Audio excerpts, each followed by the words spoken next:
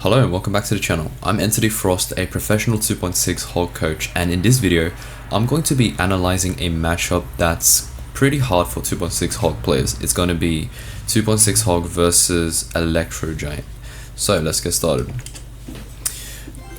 Now the reason this matchup is hard is because we are up against a building, and usually E-Giant decks also have Tornado, which is pretty much hard countering our Hog Rider, and they also have Lightning, which is going to be bad for us when we're defending.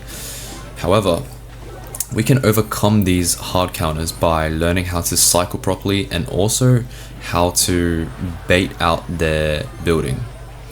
So you can see that just a few minutes ago, seconds ago, they played Goblin Cage, and we basically knew that they don't have a building right now. So the best thing they have for our Hog Rider is going to be Tornado. And so that's why we played Ice Golem in front, to stop them from tornadoing our Hog Rider to the King Tower. And you see they had to play Mother Witch. Now Mother Witch is a pretty weird deck in E-Giant, but it is what it is. Sometimes you get random cards that you do not expect. But anyway, we've got a lot of damage from that one push, just because we recognize that, okay, his building's gone, he probably only has Tornado, and so that's why we can just go in with Ice Golem and Hog Rider. Okay, so he goes E-Giant at the back. Now, the way you defend this is play Cannon on this tile. Now we could have also played it one tile lower, but this tile is also fine. And Musketeer on the left side to prevent him from playing Lightning, to get Lightning value. And you see this very quickly takes down his E-Giant, which is pretty good.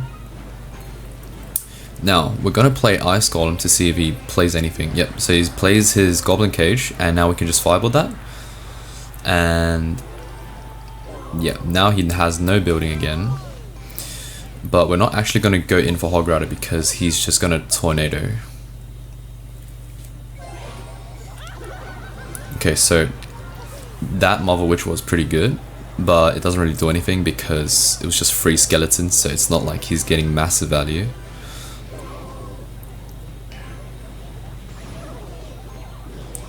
Okay. Now for the rest of this game, all we need to do is simply just defend. And we can literally just spell cycle him a few times and we win the game. And defending this is pretty simple. Remember to use your hero Ice Golem and activate the ability to get the freeze effect.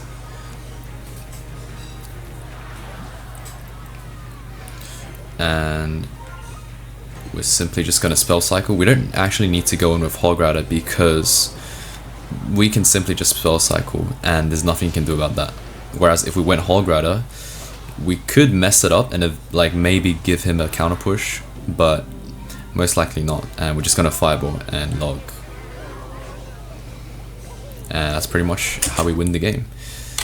And the key thing to recognize about this matchup is always look at when they play their building and if they have it in cycle. And so if we just go back to the start, you can see that they played their building like straight away. And so we can simply just, you know, wait for it to die. And the only thing they have for our Hog Rider is Tornado. And so we can just go in with Ice Golem and Hog Rider, so they can't Tornado our Hog Rider to the King Tower. And that's basically how we got so much damage at the beginning, which kind of just secured us the win basically. Now if your opponent doesn't play the building, you're gonna have to find a way to bait it out. So maybe you can play Ice Golem at the bridge like we did here. Yeah, so like we did here. No, not here. I think it was, yeah, like we did here. We simply just played Ice Golem and then we baited out the building, and then you can just simply like fireball and then play Hog Rider again.